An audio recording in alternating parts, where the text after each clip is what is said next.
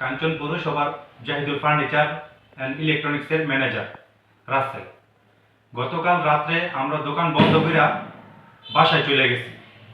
সকালে যখন দোকান খুলতে এসেছি দেখি আমাদের সামনের শাটারের তালা ভাঙা, দোকানের শাটারও ভাঙা, পিছনের সেম তালা ভাঙা, দোকানের শাটারও ভাঙা। তারপরে আমাদের দোকানের মালামালগুলো লক্ষ্য করলাম সব কিছু এলোমেলো, এবং দোকান থেকে rice cooker, charger, fan, smart television সহ মাইক্রো ওভেন এবং হাতে করে নেওয়া যায় এরকমের অনেক ছোট পণ্য ডাকাতি করে নিয়ে গেছে।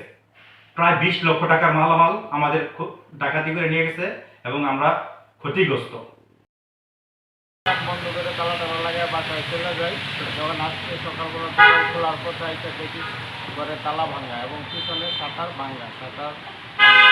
এর মধ্যে আমাদের অনেক ঘরের অনেক মালামাল নাই। এর মধ্যে এলইডি টিভি আছে, 55 inch, 43 inch, rice cooker, pressure cooker, oven, অনেক কিছু আমাদের দোকানে পাইনি। যেসব মালামাল চুরি হয়ে গেছে এর মধ্যে মোটামুটি আমাদের একটা 1,20,000 টাকার মাল পাই না বলে দেখা যাইতেছে।